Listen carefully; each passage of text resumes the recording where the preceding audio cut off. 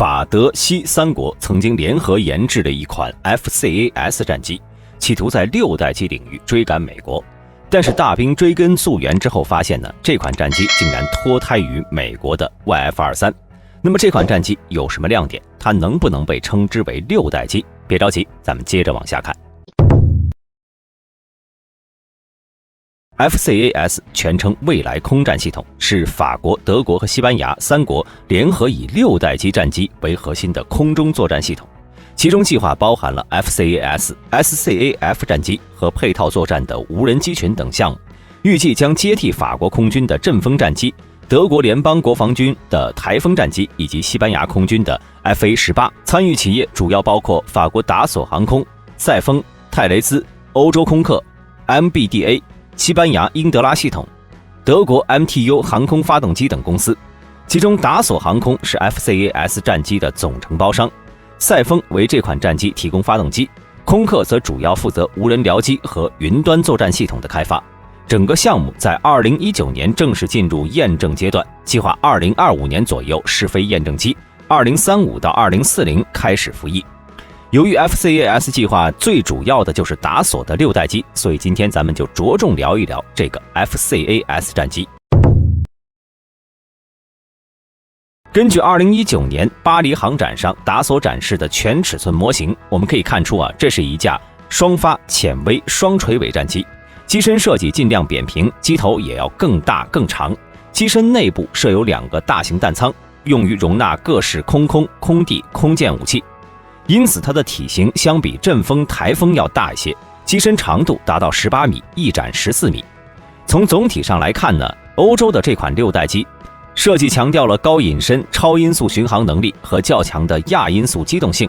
与达索2018年公布的无尾 NGF 的概念模型相比，在气动设计上低调也务实了许多，不再追求极致的隐身性能，以大幅度降低研制难度和成本。这一点呢，也体现了欧洲人的务实，也就是在每一个新方案中呢，仅采用一些较为成熟的新技术，从而稳步发展。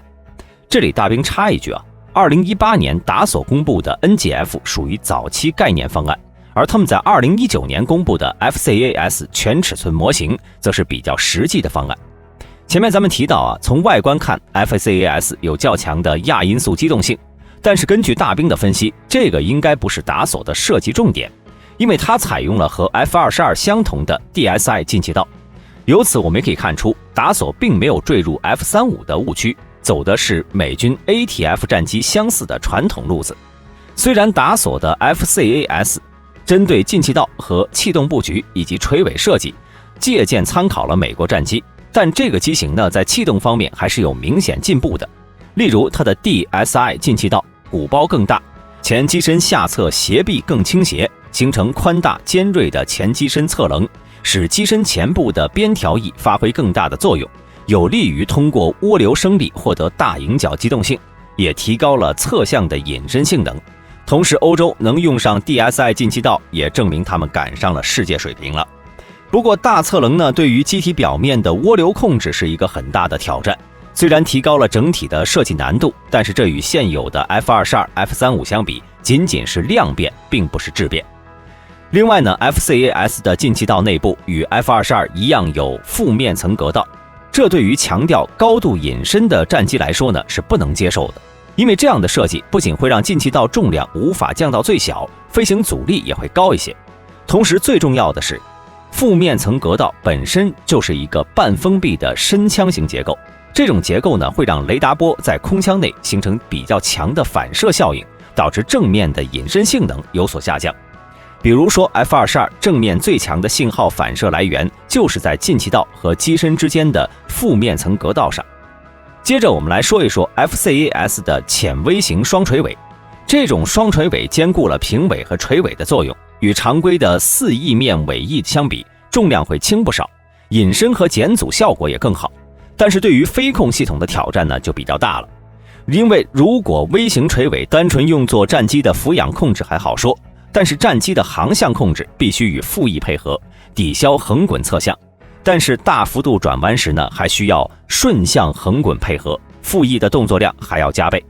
这怎么解决呢？第一个方法就是将微型垂尾倒过来，例如美军的 MQ-1捕食者无人机就是这样的垂尾。显然这种方法在战斗机是无法用的。另一个办法是反其道而行之，把微型尾作为垂直安定面使用，比如 B2 一样，用外翼段上下对称的扰流片组形成左右两侧的插动阻力，从而控制航向。然而以上两种方法呢，机动飞行时阻力都会明显增加，飞控系统的设定也比较复杂，对系统的可靠性要求很高。再加上这种问题会随着微型的角度增加而增加，例如 FA-18的微型双垂尾就是考虑到边条涡流走向，所以角度接近垂直比较好解决。而 F-22 则是出于对隐身的考虑，虽然加大了角度，但是依然相对直立，两者都必须保留常规的平尾，减少飞控系统的复杂性。至于咱们上面提到的 YF-23， 实际上呢也是主流战机设计中首先采用浅微型双垂尾的，角度大约45度，这也就是为什么当时 YF-23 会落选的原因之一。毕竟万一飞着飞着就出了问题了，那麻烦可就大了。而从航展上的 FCAS 外观来看，它的垂尾角度更大，不超过30度，这一点呢则体现出了达索公司对自家战机气动布局和飞控的信心。从这方面来看， FCAS 在近30年后重新拾起这一布局，或许当年过于超前的技术，现如今呢已经被达索克服了。但是与 DSI 进气道一样，依然是量变而不是质变。这里大兵不由得感慨啊，美国在战机领域真的是一直走在各国前面。最后则是机翼了。FCAS 采用的机翼实际上是项目子计划中的神经元无人僚机，它结合了三角翼和 W 型机翼的后援，被称为兰姆达机翼。目前呢有好几种6代机的概念图都有它的存在。这种机翼的优势是在于整合了多种翼型的优势，将劣势通过设计尽可能的兼顾或者折中，从而实现良好隐身和高效舵面控制。有朋友可能不太理解，这里大兵以 FCA 举个例子，它的翼梢既不是三角翼的尖角，也不是后掠翼的平直节梢，而是突出的锯齿，比较特别。这样做呢，既有隐身作用，也可能具有类似圆翼尖的作用，减少翼尖扰流，降低翼尖阻力。如果这种设计保留到生产型，那么将会是 FCAS 独有的特征。当然，这样的选择呢，对于超音速性能要求有关。因为选择了蝶形机翼，且翼展比较大，那么在机翼弦长限制下，就只能减小机翼后掠角，而机翼后掠角减小，则会影响超音速性能。之所以 YF-23 能成功，是因为通用电气的 YF-120、普惠的 F119 涡扇引擎太强了，欧洲可没有这么强劲的引擎。那么说到引擎， FCAS 的发动机实际上是另一个子项目。在2019年巴黎航展上，法国和德国在签订的 FCAS 研发协议之后呢，另外单独签订了发动机研发协议，由法国赛风和德国的 MTU 联合研制，但是却没有公布包括推力级、推重比、尺寸和一般技术特点。曾有传闻称 FCAS 有超巡的要求，目前还不太确定这个要求是否属于硬性指标。但是可以确定的是，浅微型双垂尾是有利于减小飞行阻力的，而且有利于超巡，所以这个猜测还是有一定根据的。比照 FCAS 的机内武器舱，可以确定它的重量至少不低于 F-35，因此需要超巡的话，那么引擎的推力将最少不低于125千牛，推重比可能需要达到10到11。考虑到法国的阵风战机使用的 M88 系列引擎最高只能达到 9.4 的推重比，那么因此 FCAS 不太可能采用 M88 系列。其次，在技术上，考虑到法德两国均没有已知的在研的变循环发动机计划或者样机，最大可能采用的是英、德、意、西4国联合研制的 EG200 系列涡扇中推引擎。例如2台 EG270 推力呢可以达到120千牛。顺便提一句啊，目前先进大推的标杆水平是200千牛，先进中推的加力推力是120千牛。明显欧洲的这款先进中推的推力已经达到了之前典型3代大推的推力水平。看到这里的朋友或许会有一个疑问，这个 FCAS 顶多算是达索用现有的航空技术在5代机基础上深度优化了一下，这怎么能算得上是6代机呢？首先在任务系统方面呢，法德没有过多的说明，而考虑到常规的主动电扫雷达、内载电子战、被动探测系统、大屏显示、全向光电系统、数据链等方面，法德西三国基本上和美国处在同一技术水平，只是在先进程度上有差距。目前法德正在研发新一代的智能化、小型化的机载武器，涵盖天空、地面和海洋，估计会成为 FCAS 的标配。但是这些都不是只有6代战机独有的。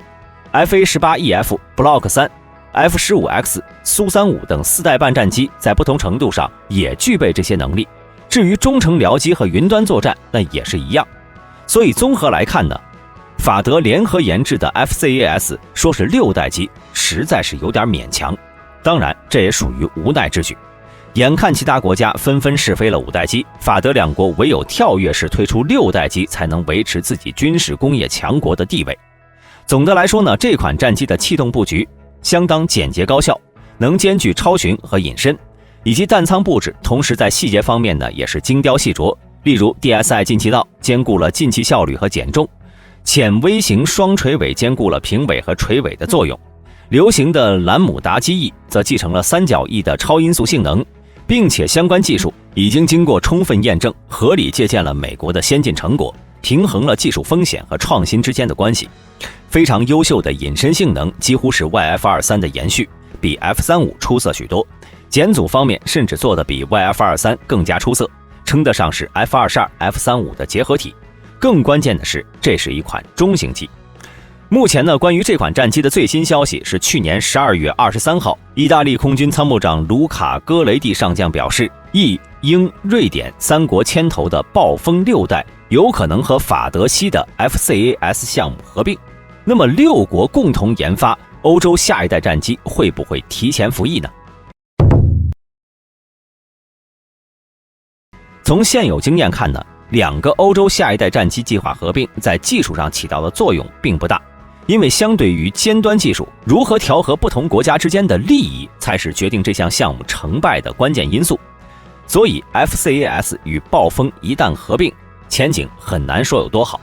而从理想角度来说呢，整个欧洲当然希望各国通过 FCA 项目的合作，复制当初空客在客机市场上的出色表现，再创辉煌。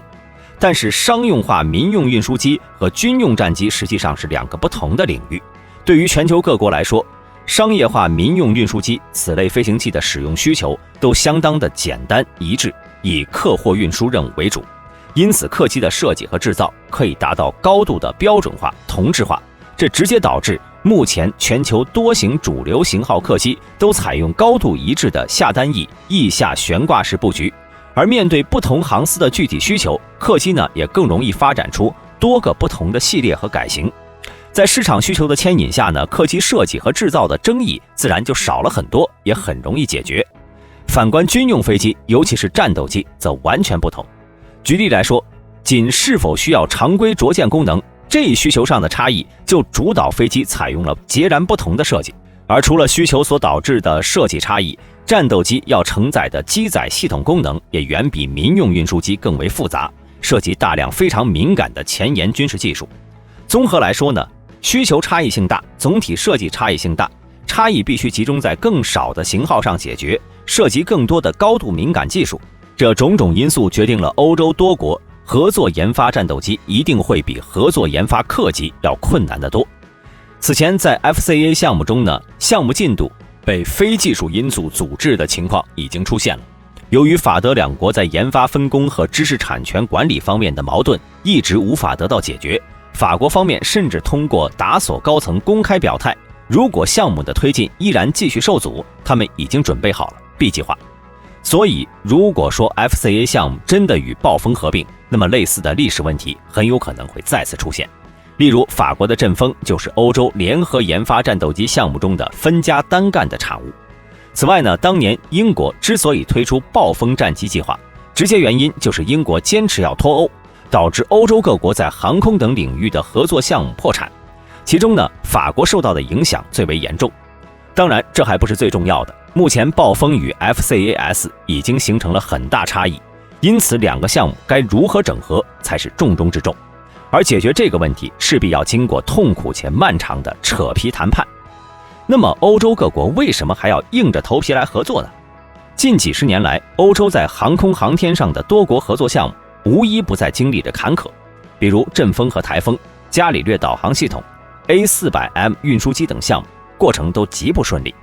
但在现实的逼迫下，欧洲人呢是不得不硬着头皮继续尝试彼此合作，联手在泥沼中走出来。这是因为在冷战结束后，整个欧洲的防御压力急剧下降，主要国家的本土安全都不存在实质性威胁。这一点决定了各国的国防军事开支在 GDP 中仅占一小部分，因此任何一个欧洲国家都没有实力可以单独承担战机这种装备的巨大成本。另一方面呢，整个欧洲的科研人员在阵风和台风等最后一批冷战末期型号的研发工作中锻炼出来的航空人才骨干年纪比较大了，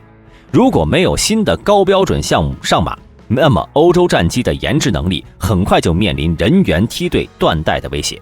这对于整个欧洲的航空产业是一个巨大打击，同时未来恢复这一能力的代价也非常高昂而且缓慢。因此，即便没有现实迫切的战争威胁，仅仅是为了保持航空领域的先进地位，欧洲各国呢也一致认为联合研发下一代战机是相当必要的。